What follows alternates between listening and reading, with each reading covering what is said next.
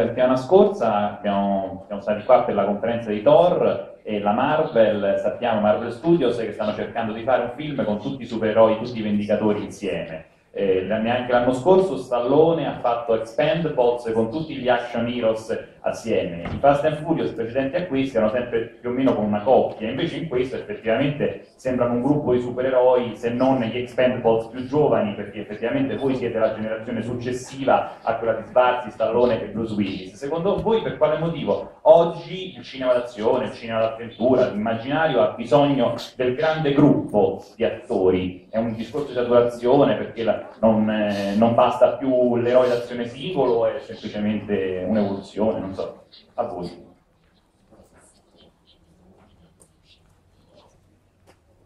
I think that what we found with this particular franchise is that culturally, I think that everyone has a face. Everyone feels represented. You know, obviously, I represent a certain type part. You know, I'm blonde hair, blue eyes, all American, and you know, maybe not everybody identifies with me as a result. You know, maybe it's only my type that really appreciates what I do.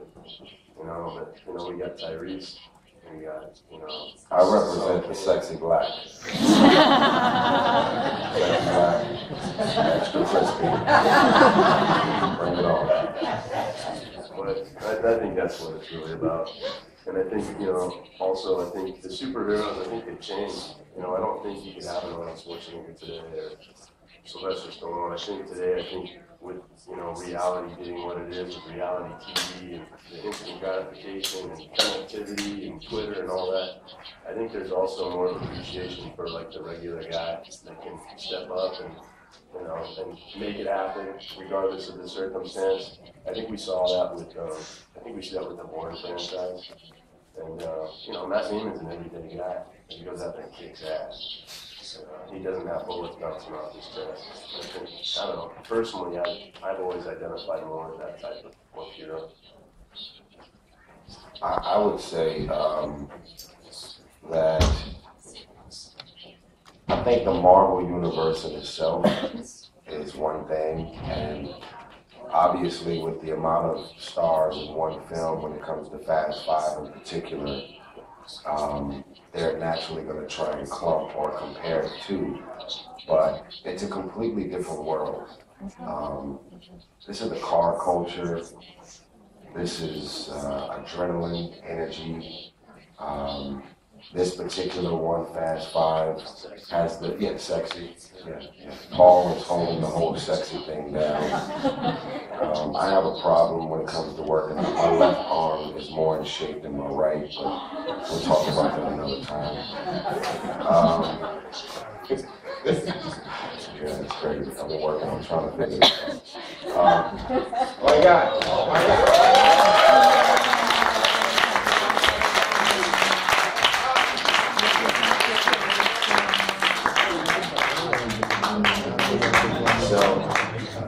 So yeah, we're gonna let the big dog chime in on this.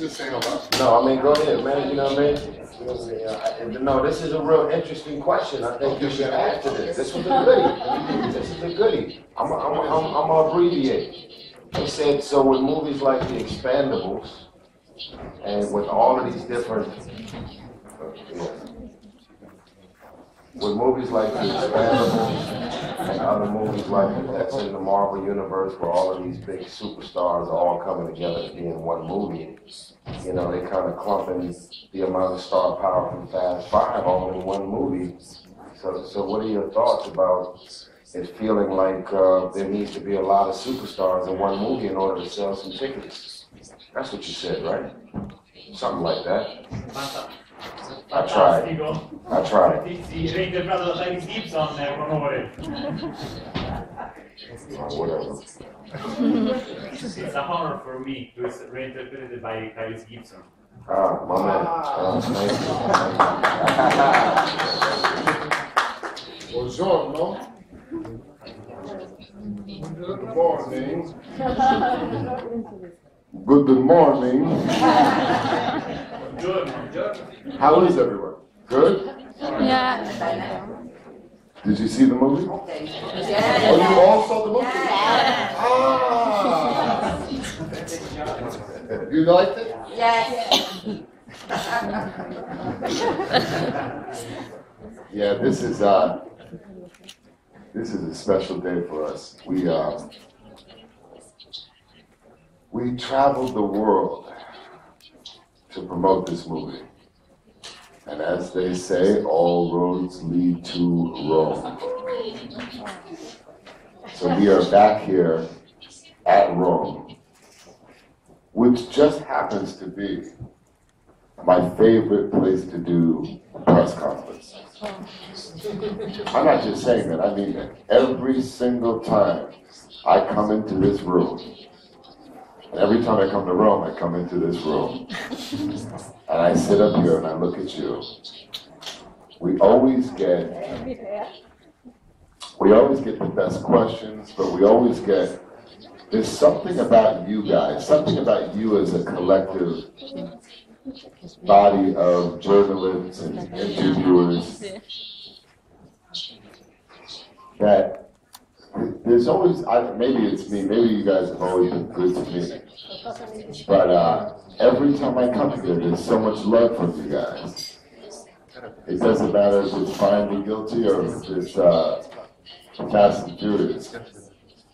You all are so generous. So I just want to tell you that thank you for over the years being so kind and so supportive and such real fans of movies. To answer your question,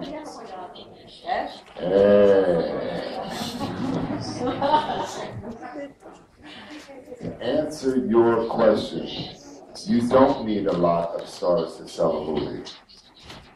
We just did Fast 4, and we were here 2 years ago, and it broke all records at Universal. And it was just the original cast. Now, of course, we have a bigger cast for Fast 5. We have a bigger cast because that's where the story took us. The last film, Fast 4, was a bit of a somber film. We were dealing with the loss of love. And now in this film, in the second part of the trilogy, we needed levity. We needed to smile a little bit. Both Brian and Dom needed to start smiling a little bit. And it's very hard not to smile. Very hard not to laugh when you've got characters like Roman Pierce and the various other wonderful talent that has come on board for chapter 2 of the trilogy. So the answer is absolutely not. You definitely don't need a bunch of stars to sell a movie. It's a gimmick that sometimes works. It was not the idea to come up with a gimmick for Fast 5 for all these stars to come in.